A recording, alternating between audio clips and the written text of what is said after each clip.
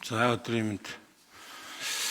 За яг энэ тогтоолч одоо зайшгүй авч хэрэгжүүлэх шаардлагатай болцоод байна л да. Энэ жилийн өвлжилтийн нөхцөл байдалч хүнд байна. Сая гэхдээ энэ баруун Баасан жаргал гишүүн бас яагаад зөвхөн Баруун аймаг гэж асуугаад байна. Ерөнхийдөө нийт энэ газар нутгийн чинь энэ өвөл ер нь нийт газар нутгийн ихэнх нь засан бүрхүүлтэй өвлжилт хүндэрч явах шиг байна. Сая говийн бүсээ сонгогдсон гишүүд бид бас Дундгой аймгийн баруун 8 сумаар яваад ирлээ. Эрдэнэдалай, Адаацаг, Сайхан овоо гээд үндсэндээ 20-30 см засан бүрхүүл тогтчихсон.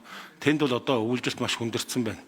Тэгээ үүнтэй холбоотойгоор зөвхөн Баруун аймаг гэхгүйгээр энэ тэжээл энэ бусад зүйлс дээр ямар анхаарч ажиллахгүй болохгүй хаа.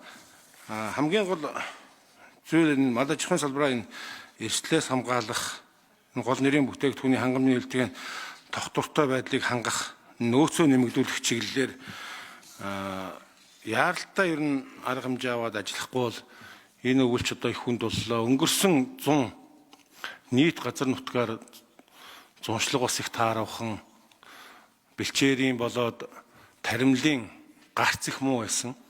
Үүнтэй холбоотойгоор одоо яг нийт одоо нэг өвөлдөө ийм байдал хүндэрсэн үед хэдэн хувь нь бид нар одоо өөрсдөө дотоодоос хангах, хэдэн хувь нь импортоор хангах гэсэн тооцоо байна уу та бүхэнд? Тэрнийг тоог ихлээд нэг сонсоодохыг гэж бодож байна.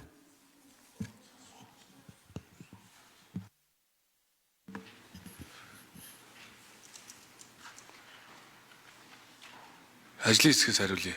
Бодрчулуун дарга 4-р микрофон.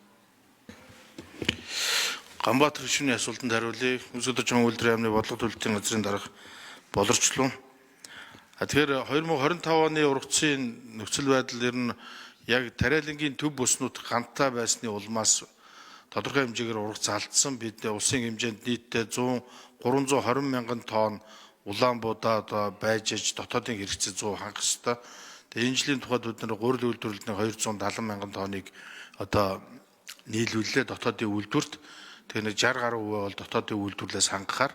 За дээрээс нь дутагдж байгаа буюу 150 мянган тонн хүнсний улаан буудаг импортоор авах хүнсний аюулгүй байдлын үндэсний зөвлөлийн одоо шийдвэр гаргаад нэр бүхий 12 одоо аж ахуйн нэгжүүдэд квотын нөгөөд энэ аж ахуйн нэгжүүд оруулж байгаа. Тэгэхээр гурилын нийт хэрэгцээ талдаа бол одоо дотоодын ургац өгөөд импорттойгоо хамаарал нийлээд хангах юм боломж нь бүрдэж байгаа. За тэгвэл өнөөдрийн тогтоол бол мэдээж одоо Баруун аймагуудын түрүүн сайдын хэлсэнчлэн одоо гурилын үйлдвэр байхгүй аслагдсан бүс нутаг.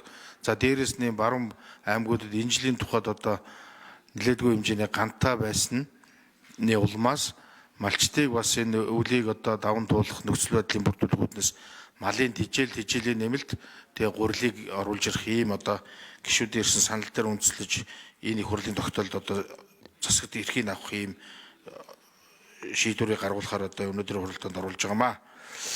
За тэжээлийн нөөцийг аваад үзэх юм бол энэ жилийн тухайд одоо баруун аймагуд гантай байсны улмаас хадлан байхгүй. Гэхдээ зүүн аймагуудаас бол нэлээдгүй хэмжээний одоо өвс тэжээл хадланг бол зөөсөн байгаа. За энэ жилийн нэг онцлог нь гэх юм бол баруун аймагуд одоо 100 болох нөхцөл байдлыг одоо мэргэжлийн байгууллагын гаргасан дүгнэлтээр үндэслээд нэлээдгүй хэмжээнд малаа бол эдийн засгийн эргэлтэнд оруулсан. Тэгэхээр зүүн талаас явж байгаа машинууд буцах сөрөг тээвэр дээр мал нэлээд эдийн засгийн эргэлтэнд оруулсан учраас энэ хоёр талдаа бас одоо өвс тэжээлээ бэлдэх нөгөө талдаа малаа эдийн засгийн эргэлтэнд оруулах ийм боломж нөхцөл нь бүрдсэн. За өнөөдрийн байдлаар бүгд найрамдах Үзбекистан улсад бас нийтдээ нэг 70 гаруй мянган толгой хонь гарч байгаа. За энэ ихэвчлэн одоо баруун аймагуудаас бэлтгэгдсэн байгаа. Тэгэхээр одоо ямар ч байсан зүгээр аймаг сумын аюулгүй нөөцөд бэлдэх өвснүүдээ бол нэг 70 гаруй хувьтай 80 орчим хувьтай бол аймаг сумдууд бол бэлдсэн байгаа.